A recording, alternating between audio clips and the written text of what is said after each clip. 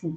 Ele é psicólogo clínico, ele é especialista em psicologia clínica, em gestão estratégica de pessoas, em programação neurolinguística, em neuropsicologia, e ele é doutorando em psicologia clínica, né?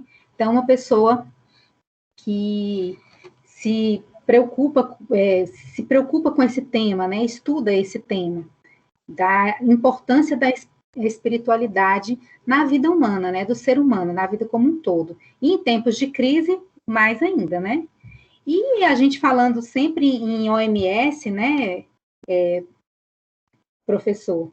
Então, a Organização Mundial da Saúde, né, a OMS, ela define a saúde como, de uma forma, como um estado completo, né, de bem-estar físico, mental e também social do ser humano, né? Ao contrário do senso comum, que sempre infere ao termo a ideia de que a saúde é só um estado de ausência de doenças, né? Então, o ser humano, ele é pensado em uma visão mais ampla, né, pela Organização Mundial da Saúde. Ele é pensado como um ser biopsicossocial. Isso é muito falado aqui dentro do curso da psicologia também. E, além de ser um ser biopsicossocial, ele é também um ser espiritual. E aí, vem aí o primeiro ponto aí para a gente, né? Como a espiritualidade, né? Como que a espiritualidade como que a gente pode abordar a espiritualidade para a saúde do ser humano? Boa noite, pode se apresentar e fique à vontade. Professora Yara, primeiro eu quero dizer da minha satisfação de poder estar com vocês, né, com o curso de psicologia, segundo o que foi me falado, e também do curso de pedagogia. Né? Para mim, são dois viés de saberes muito importantes para essa construção do sujeito humano, que lida com o sujeito humano, né, frontalmente, né, todo o tempo. Quero agradecer à professora Raquel Bernardes pelo convite e dizer que estou aqui inteiro para que nós possamos, assim, conversar um pouco, dialogar sobre esse tema que é muito importante, que é a espiritualidade.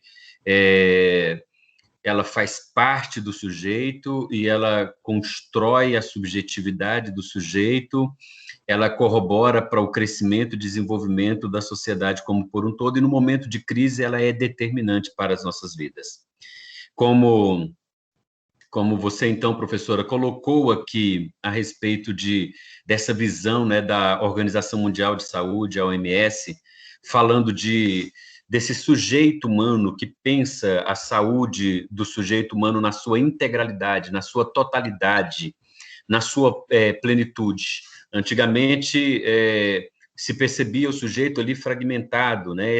Essa estrutura mais biológica, que era mais campo de estudo da medicina, e agora essa integralização de saberes, essa produção de visão, de perspectiva, de conhecimentos, onde envolve vários saberes na relação com o humano, permite que o sujeito possa ser visto na sua completude, na sua integralidade.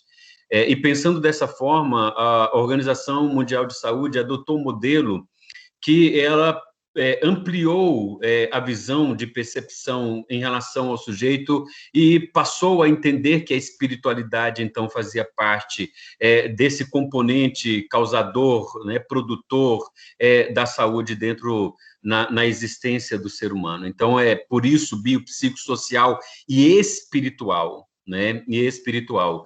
Só que a espiritualidade na OMS, ela não está circunscrita a uma condição de um termo, né, mais religioso, não está vinculada à religiosidade. A OMS pensa esse lugar como percepções mais evoluídas do ser humano.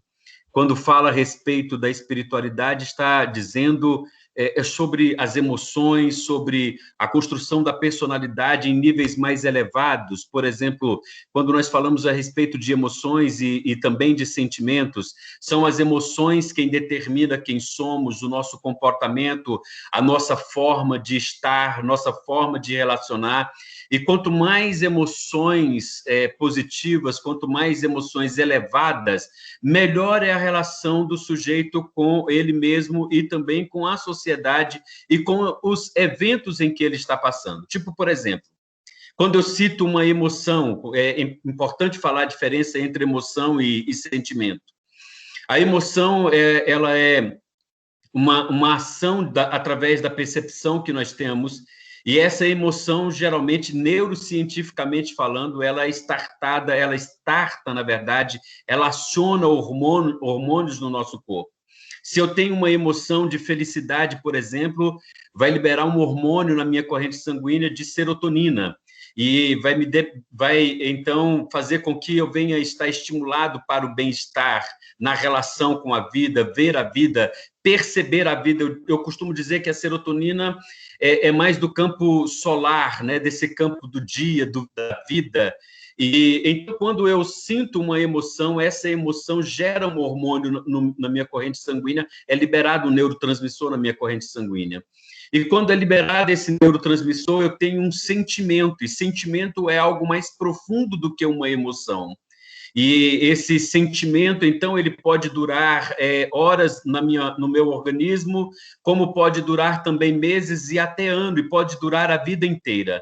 Então, diante de um impacto de uma emoção, positiva ou negativa, eu tenho um sentimento que pode ser mais duradouro. É nessa perspectiva, nesse prisma, que a OMS pensa a espiritualidade. É nesse lugar onde a sociedade passa a ter domínio sobre esse conjunto de emoções e conjunto de sentimentos através das relações que ele tem, ou dos saberes que ele tem, ou das vivências que as pessoas têm, e que pode possibilitar um processo de cura para o corpo humano.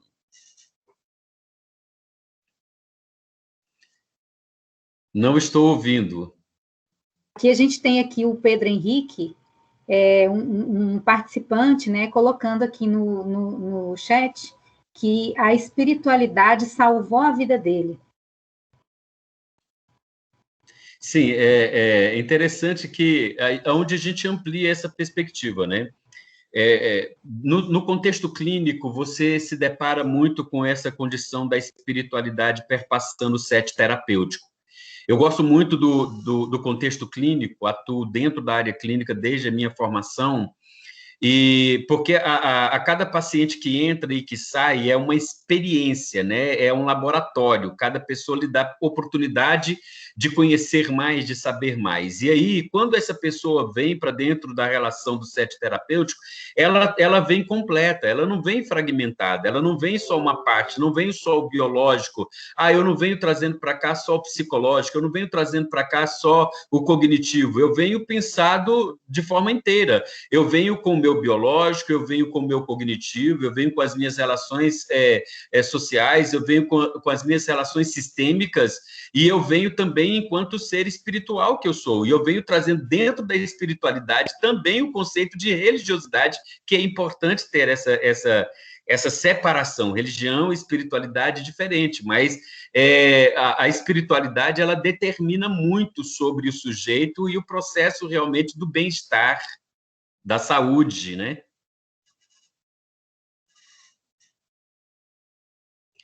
Professora, continuo não te ouvindo. Não te ouvi. Com certeza, é porque eu peço até desculpas, é porque eu fico desligando o áudio para que não faça nenhuma interferência na sua fala e depois eu esqueço de religar. Sim, perdão. Tudo bem. Então, assim, há uma confusão, né, entre esses dois termos, né, espiritualidade e religião, né?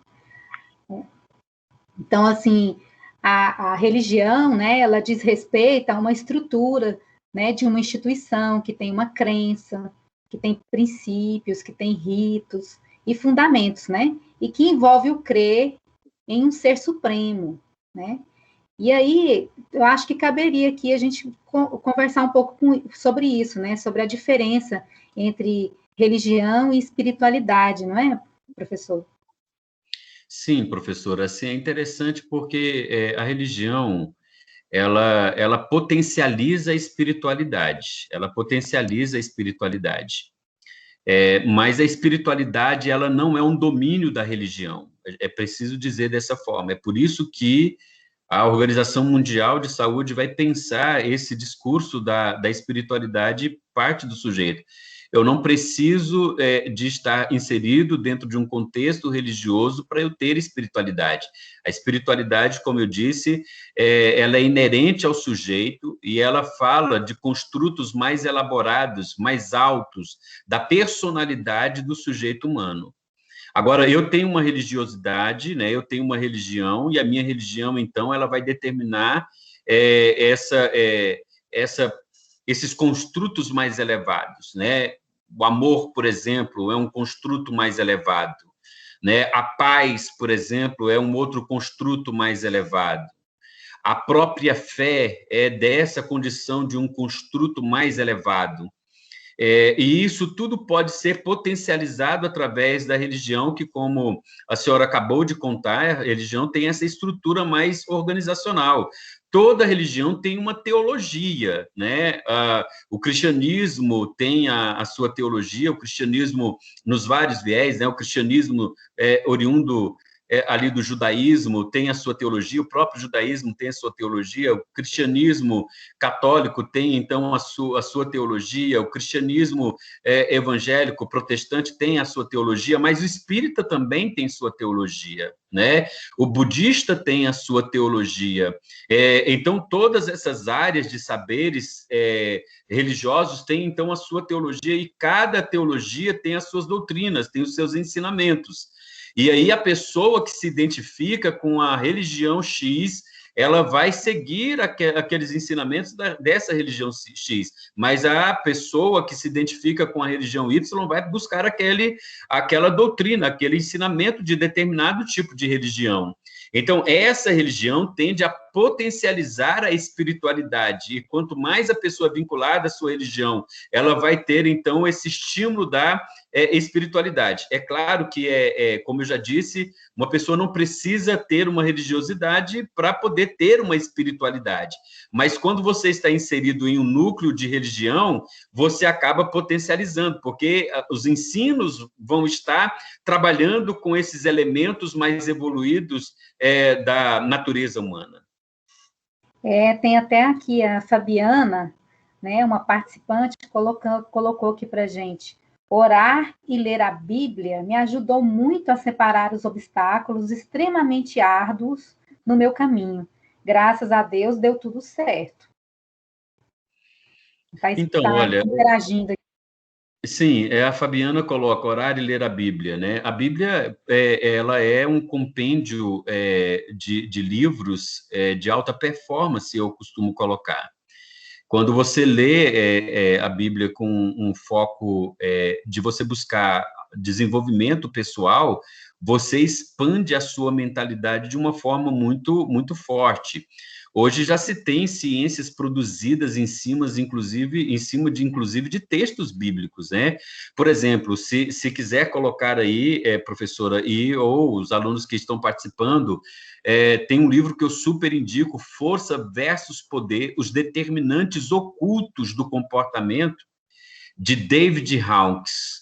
Ele vai trabalhar esses elementos de espiritualidades mais alto, que, por exemplo, o Hawkins, quando você estuda, porque ele é um psiquiatra norte-americano e ele também trabalha com esses conceitos da espiritualidade, quando ele utiliza a pirâmide de Hawkins, né? A pirâmide de Hawkins, falando a respeito dela, ele vai utilizar ali Gálatas, capítulo de número 5, é onde está o contexto que ele fala. E aí eu estou dizendo de ciência dentro de um conteúdo bíblico, né? E aí ele pega essa parte, então, constrói a pirâmide, e ele vai mostrar que essas emoções com as quais tanto psicólogos quanto pedagogos lidam diariamente, porque todos nós lidamos com o público, lidamos com pessoas, então, nós lidamos com essas emoções e sentimentos todo o tempo. E nesse local, tudo bem, professora? Nesse local, vou continuar, porque sumiu a sua câmera aqui, aí enfim. Nesse lugar, então, ele vai contar a respeito, por exemplo, de emoções que mostra a contração da consciência das pessoas. A grande perspectiva de nós, enquanto sujeitos que corroboramos, né, que colaboramos para o desenvolvimento do ser humano, é fazer com que as pessoas sofram um processo de expansão de consciência. E então o Hawkes vai mostrar que em determinadas emoções nós sofremos uma contração de consciência. E em determinadas emoções nós sofremos uma expansão de consciência, né? A mente, ela vai expandindo, outras ela contrai. Por exemplo, pessoas que para ele vibram ali, ele mede em hertz as emoções. Ele mede em hertz. Então, o Hawkes vai contar, cientificamente falando, na cinesiologia, que as pessoas, quando tocam uma emoção, quando vibram uma emoção ou vivem numa faixa de emoção, eles vibram uma música corporal e que faz com que essas pessoas estejam sintonizadas com todas as pessoas que vibram naquela mesma emoção em nível mundial. Olha como é interessante essa perspectiva. Então, se, por exemplo, eu vibro na faixa ali da emoção da vergonha, eu sou uma pessoa vergonhosa, eu discurso no campo da vergonha, então eu toco uma musicalidade corporal, né? E aí a gente está falando de Einstein, a gente está falando desses saberes assim, nesse sentido, então, 20 Hz, então eu vibro 20 Hz. Mas se eu vibro, por exemplo, na área da apatia, depressão, né?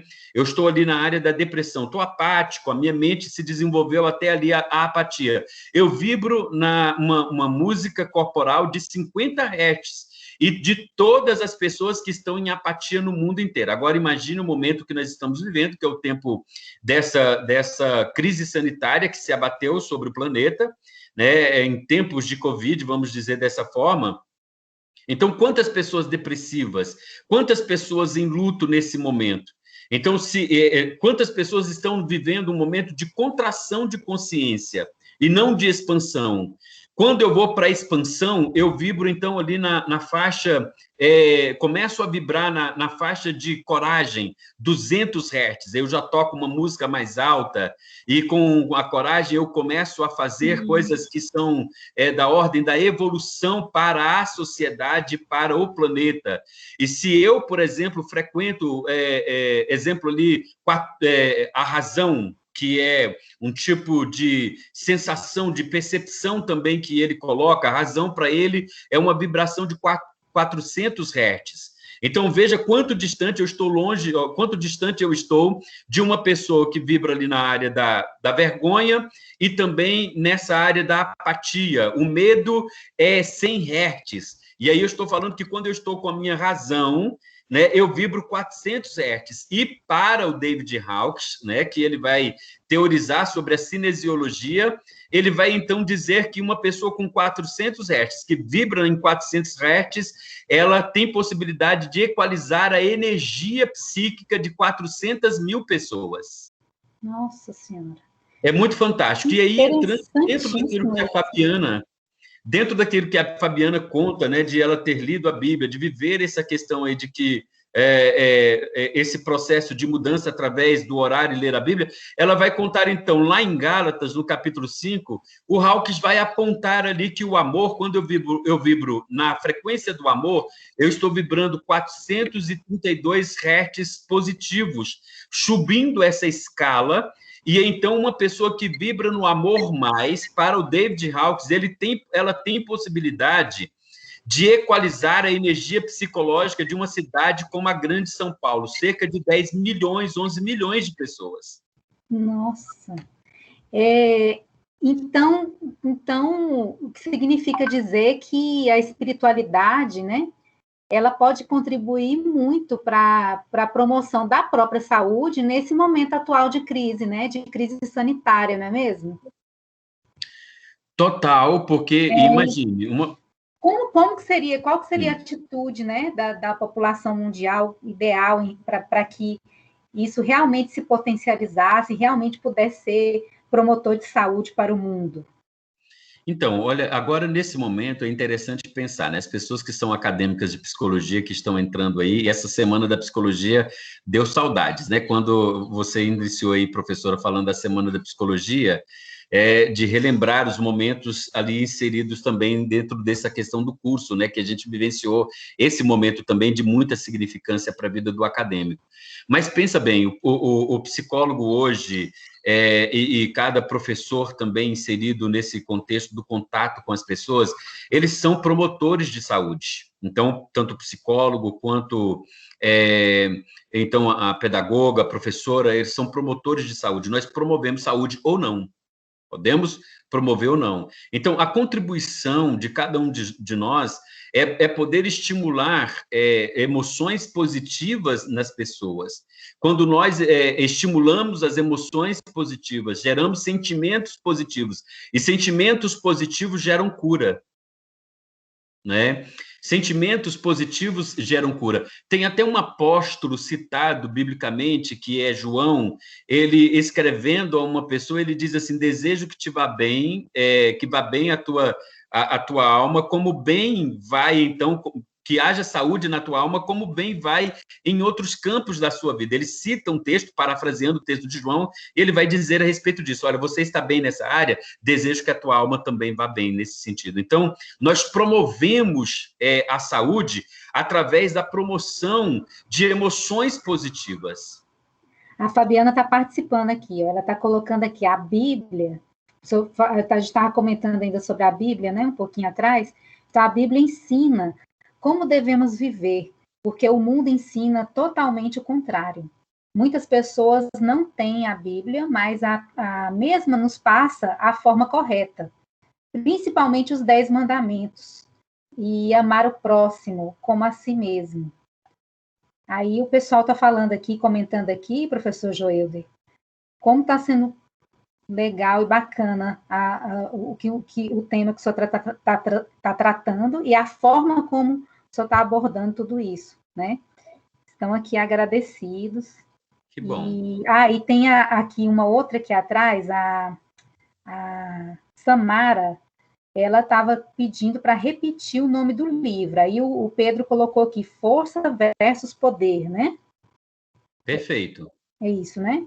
Determinantes ocultos do comportamento, fundamentado em emoções, né? Emoções que nós sentimos e que nós não damos conta de como essas emoções, elas determinam o nosso comportamento. Nós somos determinados através dessas emoções, né?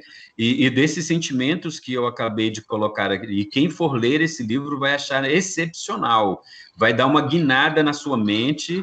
E pode ter certeza que vai mudar a sua percepção em relação ao outro mesmo, de como você pode contribuir. E olha, professora, quando você falou a respeito, assim, de como nós podemos contribuir nesse momento de pandemia, é importante pensar que a gente falar de emoções positivas é muito bom, mas se a gente já vibrar nas emoções positivas, é sensacional.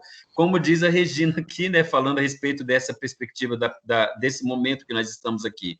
Então, se você gera sensações, emoções positivas, você contribui com milhares de pessoas no planeta. Então, um convite seria, por exemplo, gente, vamos realmente vibrar aí em emoções positivas, em sentimentos positivos, né?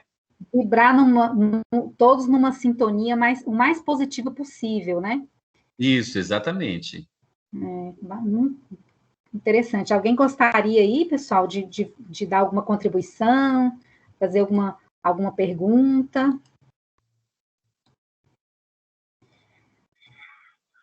Peraí, deixa eu ver aqui. Aqui, a Fabiana, né, também está ativa aqui na discussão, ela está na conversa, aqui na participação. Ela está colocando aqui que os obstáculos nos fazem crescer, né?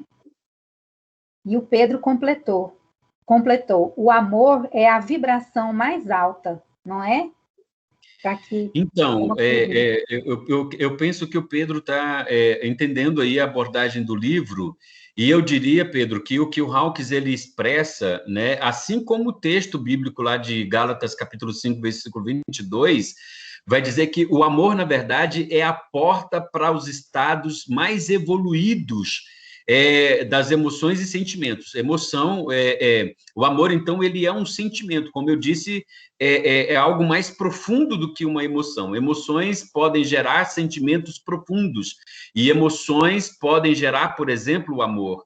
E então, quando eu vejo o amor, eu abro a porta para os sentimentos mais elevados que existem no ser humano. Por exemplo, eu abro, então, a porta através do amor, eu abro as portas para o sentimento da paz. Eu desfruto a paz através do amor. Então, eu estou caminhando para um estado de elevação maior. Quando eu sinto paz, eu sinto também o estado de gozo, que é a alegria no alto nível. Alegria no alto nível de existência dentro do corpo do ser humano, numa expansão de consciência. Então, o amor, eu diria que é a abertura, é a porta de entrada para sentimentos mais elevados. E aí se fala a respeito do livro, ele falando dessa abordagem de espiritualidade, vai falar a respeito do estado de iluminação mental. Muito provavelmente, algumas pessoas, talvez algumas que estão conosco nessa sala, podem já ter experienciado esse momento de iluminação da mente, de expansão do campo de consciência, quando estão assim em alto nível de felicidade, não estimulado por qualquer tipo de substância, mas, puxa, eu amanheci numa vibração extraordinária de felicidade, e aí eu digo, né, assim, o mundo é meu, a sociedade é minha, eu vou conquistar aqui, o céu é o limite. Então, é alto nível de iluminação mental. A gente não passa só esses níveis de contração, mas é por aí, sentimentos mais altos da nossa vida. Regina está colocando aqui que, segundo o Dr. Hawkins, acho que é assim, para aumentar a capacidade de amar, devemos abrir mão de julgar e de desejar qualquer coisa vinda de outras pessoas. Podemos trocar esses apegos pela apreciação de cada ser humano, pelo que ele é e não pelo que ele tem ou faz, né? E aí o Pedro Henrique completou aqui, isso me lembrou a oração de São Francisco, né? E a Fabiana colocou, para mim, defeito é qualidade. Amo conhecer pessoas diferentes no ambiente acadêmico. Então, assim, pegando a fala da Regina ali, que essa é a questão, né? Que quando você se propõe ao processo de autoconhecimento, né? O que é o autoconhecimento? O autoconhecimento é a ciência sobre si mesmo. E o autoconhecimento, ele é fundamentado em 4 pilares, que é justamente isso que a gente pensa para as nossas vidas. Porque o autoconhecimento, ele é importante? Porque primeiro eu vou olhar para mim, ao invés de olhar para o outro. E quando eu olho para mim, eu me conheço as minhas fragilidades, conheço as minhas limitações, e conheço também as minhas potencialidades. Eu passo a conhecer os meus pontos positivos, poderosos. E então, quando eu olho para mim e passo a me ver em 4 pilares, autoconhecimento em 4 pilares. Então, eu diria que quando nós nos conhecemos, nós olhamos para o nosso físico, que é o nosso biológico, nós passamos a olhar para o nosso cognitivo e interrelacionar físico e cognitivo. Passamos a olhar também para essa condição da espiritualidade e para o psicológico. Então, nós vemos os 4 pilares, psicológico, a espiritualidade, esse lugar do físico e esse lugar do cognitivo. Quando você consegue interrelacionar esses 4 pilares, então você vai ficar virtuoso. E nenhuma pessoa, eu vou dizer assim, com precisão científica, que se pode dizer essa precisão dentro desse conteúdo, é que nenhuma pessoa que ela evolui a mente dela vai, claro, ficar preso a situações de você estereotipar alguém. Muito pelo contrário, quando você passa a vibrar através da razão, a razão é a frequência dos mestres, professores, os educadores que estão dentro das salas, que fornecem o conhecimento, que estão ali passando as informações mais do que o próprio salário que recebem no final do mês e tal, porque vem com a gana de colocar mais pessoas inteligentes na sociedade. Nenhuma pessoa que vibra acima de um nível de contração de consciência, essa pessoa vai ficar ali presa em sentimentos ou em emoções básicas, emoções que estão ali, que eu não digo emoções primárias, emoções que são básicas mesmo, vergonha, tristeza, culpa. Culpa, por exemplo, é 30 Hz. E quantas pessoas são enclausuradas, são presas pela culpa?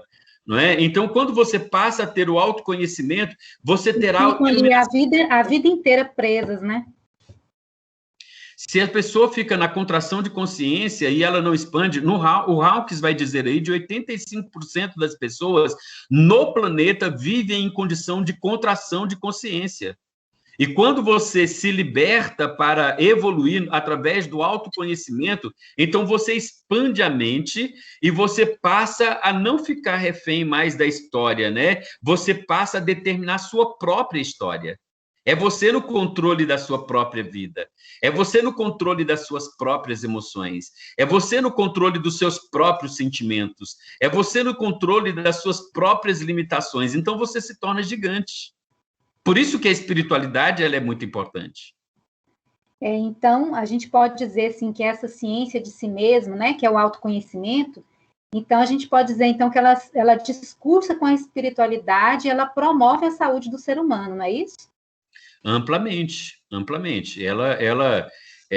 Como eu estou falando de emoções mais elaboradas, como eu estou falando de sentimentos mais elaborados, de sentimentos que ele enobrece o ser humano e a relação com o outro.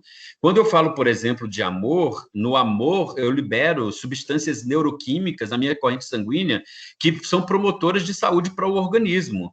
Quando, por exemplo, eu faço uma atividade física, eu libero endorfina na minha corrente sanguínea. E a endorfina é um processo de cura para o próprio organismo.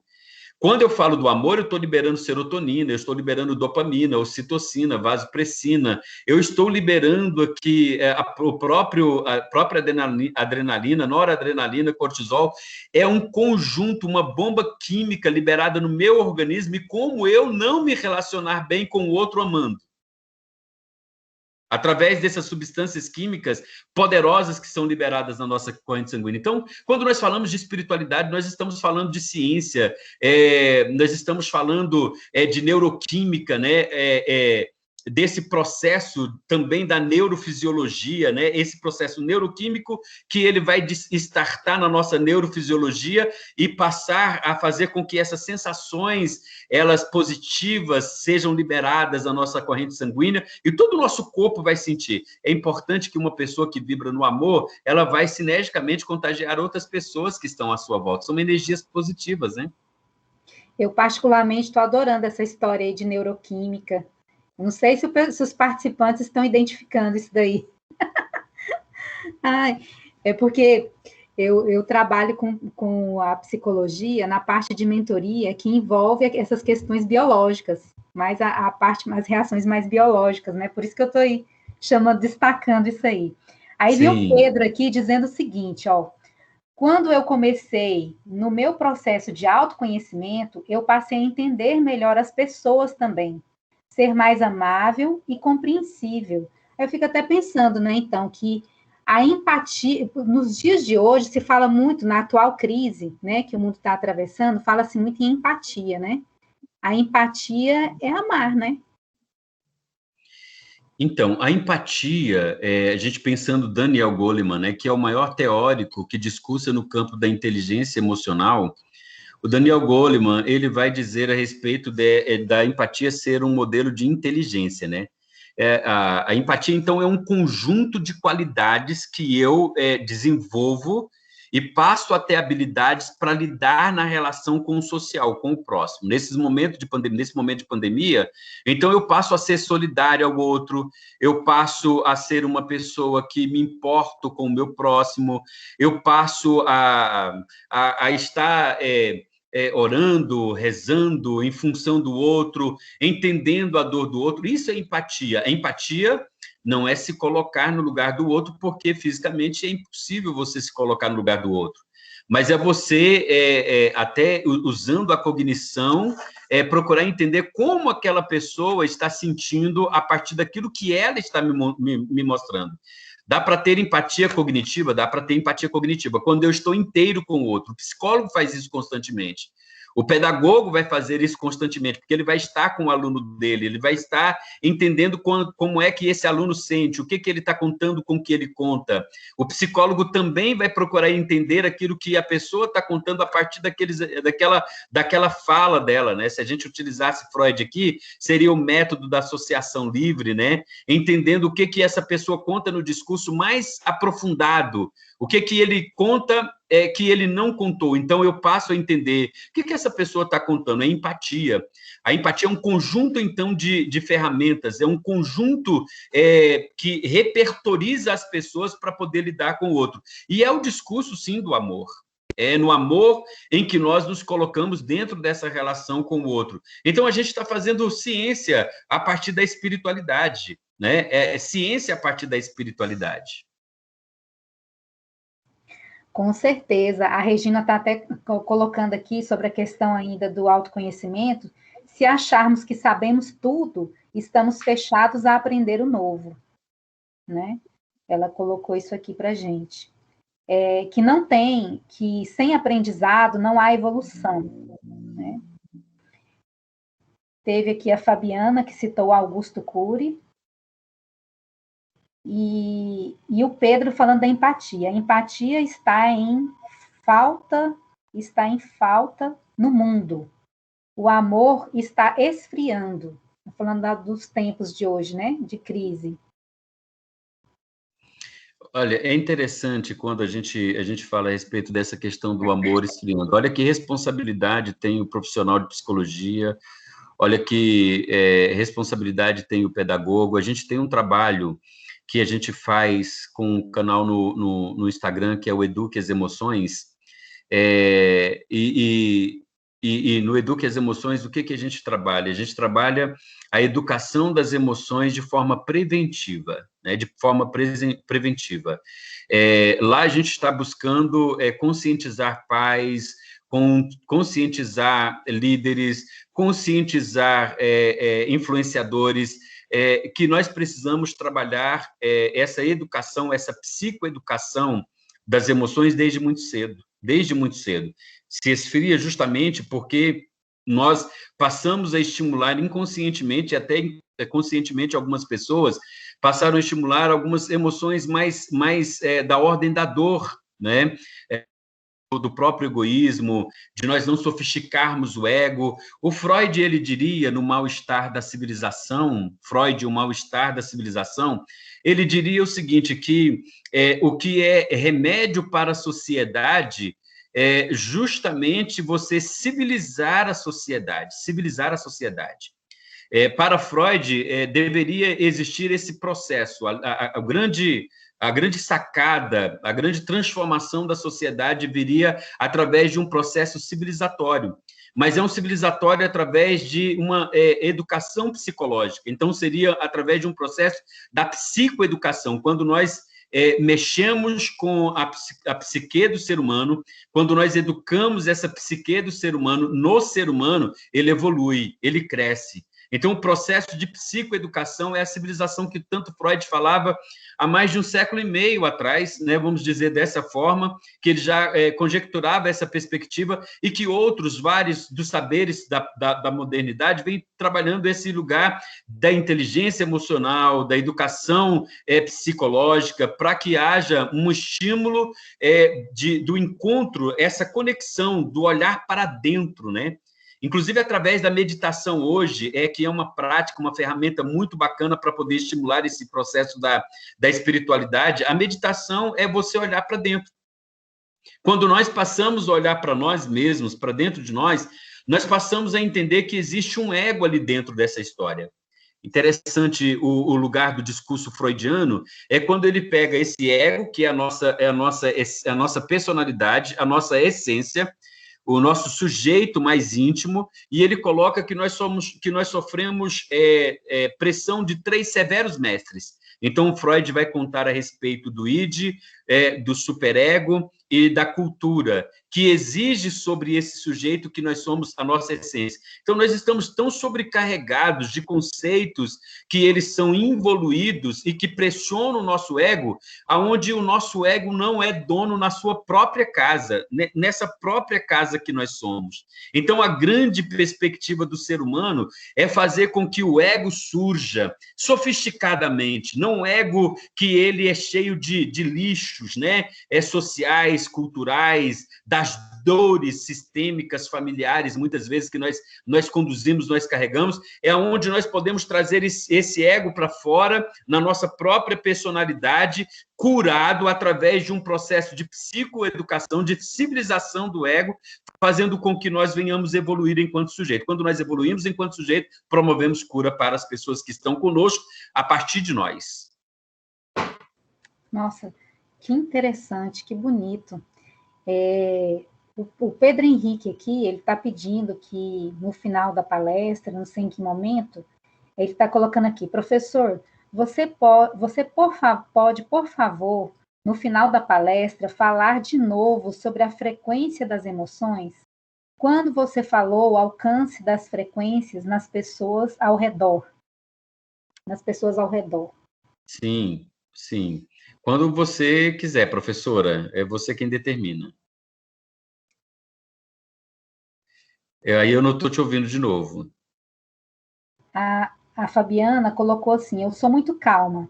Não é falando mal da minha irmã, mas ela estava zangada por causa do barulho dos vizinhos ao lado e pedia à minha irmã para se acalmar.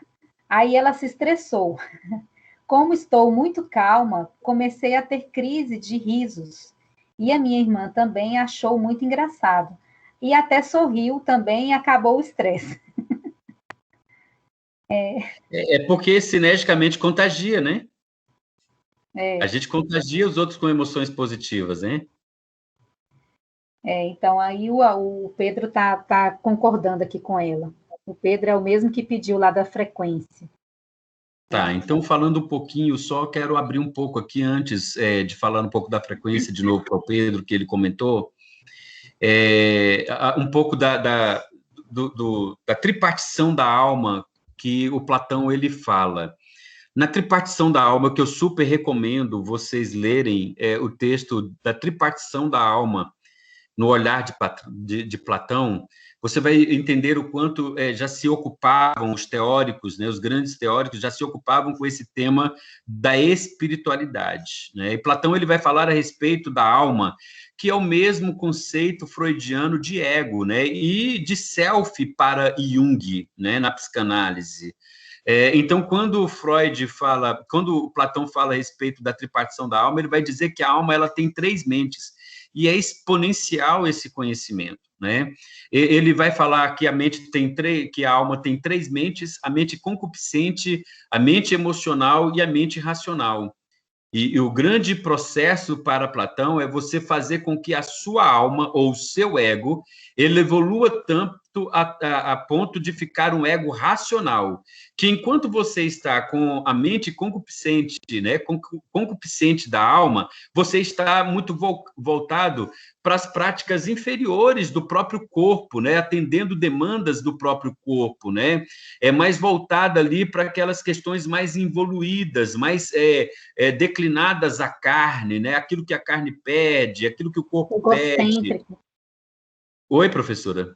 Egocêntricas, né? Exatamente, mas dentro desse lugar onde ela egoisticamente pensa em si mesma, né?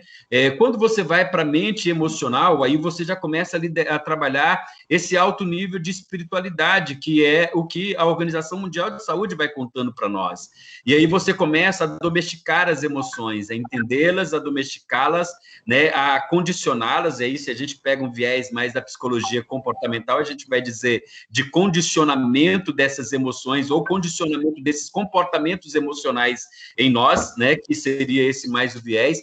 E aí, quando você evolui essa alma, essa mentalidade da alma, você então tem uma alma mais racional, quer dizer, um ego mais racional. O que é o ego mais racional? Ou a alma mais racional? É o seu próprio eu com autoconhecimento, o próprio eu civilizado, o próprio eu que ele trabalhou essa condição da psicoeducação, é um eu psicoeducado, o ego psicoeducado, o ego evoluído. E aí sim, você consegue agora entrar dentro dessa tabela do David Hawkes, e aí você pode gerenciar essas emoções de uma forma mais exponencial.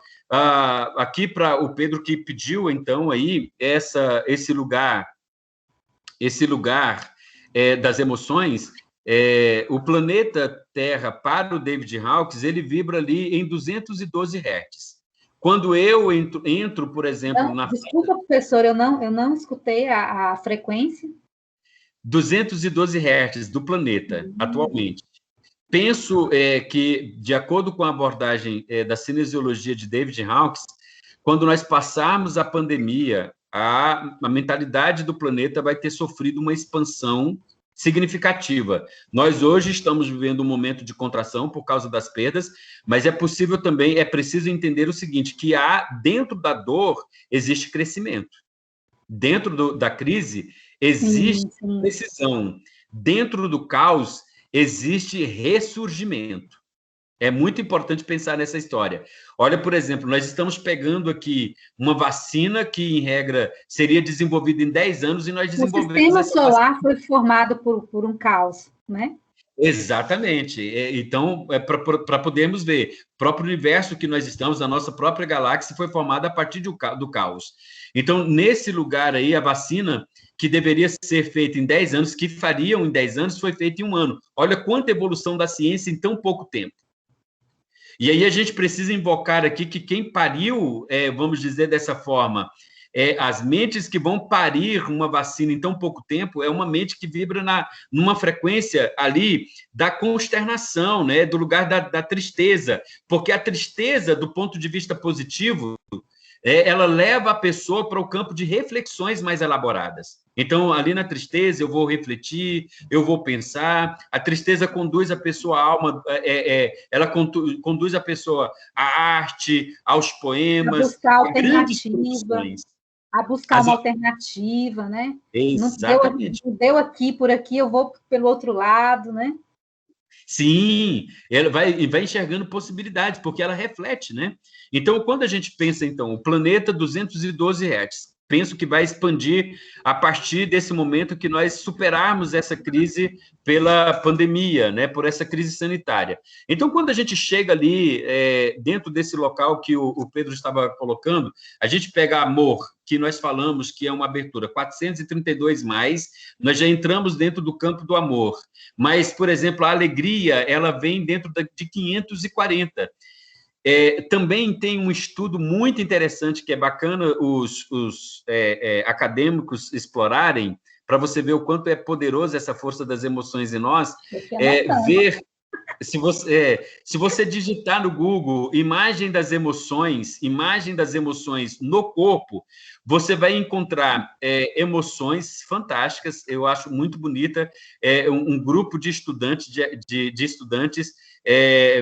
pesquisadores, estudaram as emoções no corpo e eles viram como é que emoções mais positivas emitem energia quente no nosso organismo e emoções mais frias, professora, não sei se a senhora já viu essa imagem, emoções mais baixas, emoções mais inferiores, vamos dizer isso, que estão no nível de contração da consciência, faz com que nós venhamos estar eliciando, produzindo uma energia mais fria. Então, uma pessoa na depressão, uma emoção fria, mas uma pessoa lá na alegria, na felicidade, ela expande no corpo inteiro uma energia totalmente quente. É por isso que uma das acadêmicas falou aí que contagiou a irmã dela e começou a sorrir, porque aonde existe ali um componente de alegria, você contagia o ambiente. Notem, na verdade.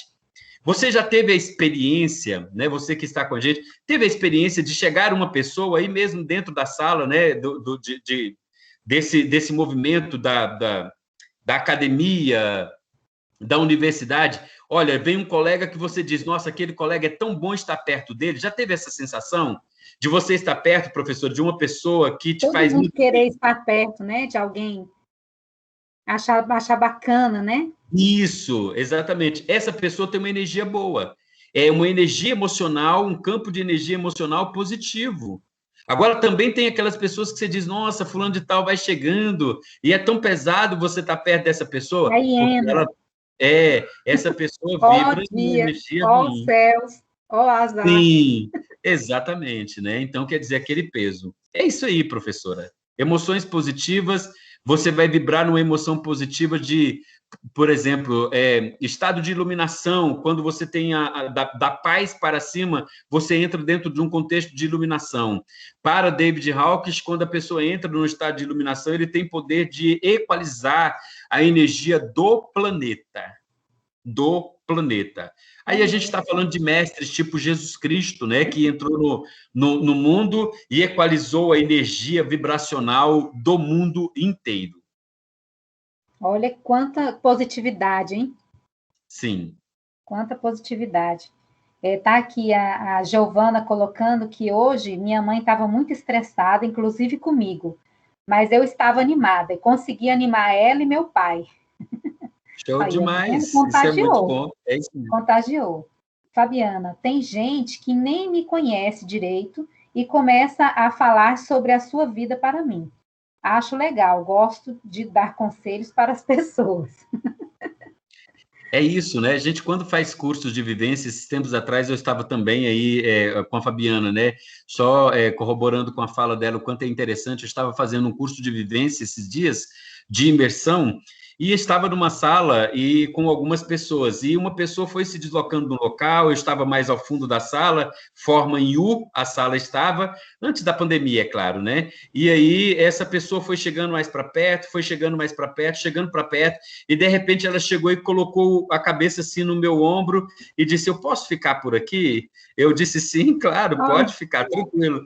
E ela disse assim, você tem uma energia tão boa, eu estava dizendo para a pessoa que estava lá na frente que eu queria ficar muito perto de você, e eu disse, está tudo certo, está tudo bem, vamos aqui, né, continuar o curso. É muito bom isso. eu não sei, está um pouco fora do contexto, mas assim, fala sobre essa questão da vibração positiva, né? Eu vi alguns trabalhos de fotografia, micrografias de cristais de gelo, né? Não sei se você já ouviu falar nisso, do senhor Omoto, né? Um japonês. E são muitas, né? Que serviram, inclusive, para comprovar isso, né?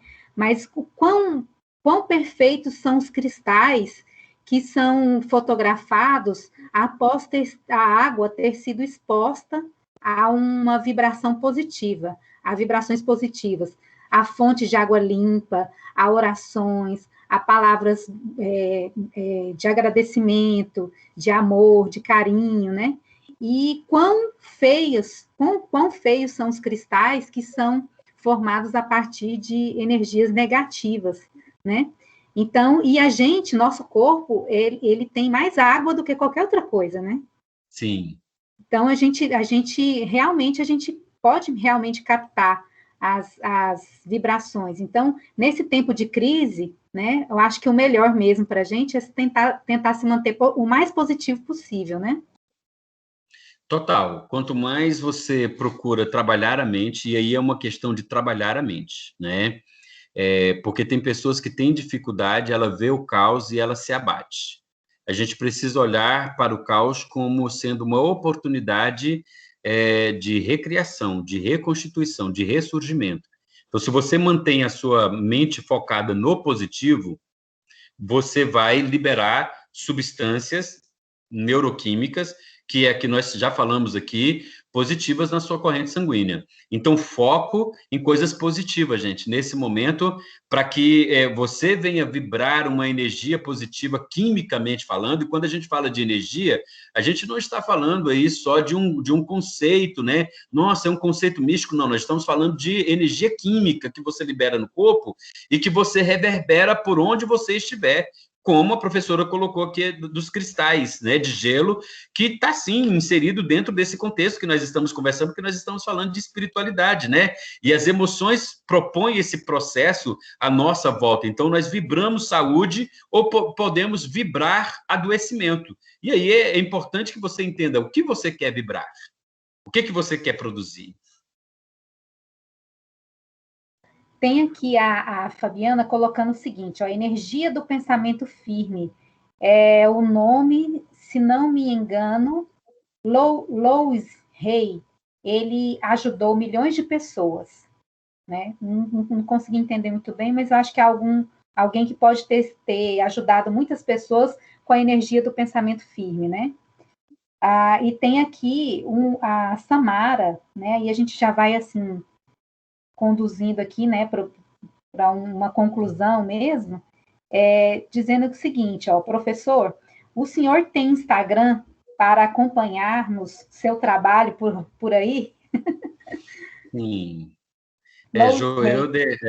Joelder underline Lima. Com L?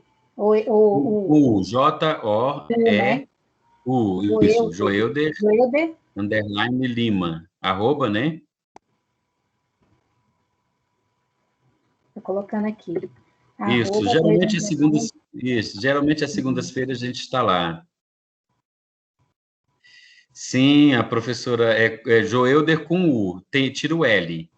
Eu ia tirar e não tirei. A professora Raquel Bernardes está dizendo ali, não só o Instagram, ele tem livro, eu tenho um livro também, que lançamos agora, Fé, Código de Acesso ao Mundo Espiritual.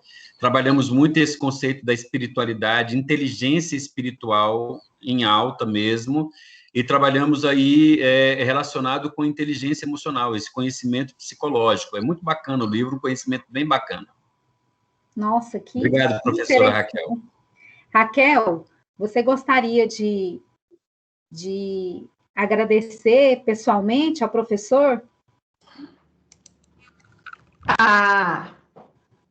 Claro que sim, né?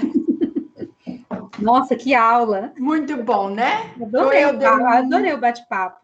Joelder, muito obrigada, viu, por ter aceitado o nosso convite, compartilhar o seu conhecimento conosco. Nós estamos agora no primeiro período de psicologia, então você guarda sempre um lugarzinho lá na sua agenda, porque a gente vai de vez em sempre, chamar você para estar com a gente. Muito obrigada mesmo, viu? Raquel, você é uma pessoa muito querida, né? Eu gosto muito do seu posicionamento enquanto pessoa, enquanto profissional, te admiro bastante, admiro o seu trabalho, né? E agradeço muito a você e sempre será um prazer servi-la, viu? Maravilha, obrigadão. Professor Joelder, eu também acho tudo isso da Raquel, tá? E agora estendo ao senhor, viu? Foi um prazer ter conversado com o senhor durante esse tempo, né? Nós estamos aí, já temos umas 2 semanas nos comunicando, né? Umas 2 semanas nos comunicando e preparando alguma coisa, nos preparando para esse bate-papo, né? Então, assim, eu gostaria imensamente de agradecê-lo, tá? Em nome do Unicatólica, pela sua disponibilidade, pela sua generosidade em nos atender, tá? Estão aqui, ó, ótima palestra, eu amei a palestra, 10 de 10. O link da frequência eu vou passar aqui agora para vocês. Melhor palestra, gratidão, mestre, ó, estão gratos, né? Exímia essa palestra, amei, muito boa, olha que bacana. Então, eu vou colocar aqui para vocês agora o professor Joelder, então, pode ficar à vontade, se ele já quiser se ausentar, e eu vou passar a presença para vocês, tá bom? Professor, eu só quero lhe agradecer também pela troca que nós tivemos durante essas 2 semanas, pela sua prestimosidade, a sua atenção, simpatia, tá? Muito obrigado, tá bom? Ai, que meigo, muito obrigada. Eu que agradeço, imagina, foi uma honra para mim, viu? Agradecer também os alunos pelo feedback, né, pelo retorno que eles estão dando aí. Um grande abraço, tá bom? A todos, então vou me retirar agora. tá? Isso, muito obrigada. Boa noite. Boa noite. Tchau, tchau.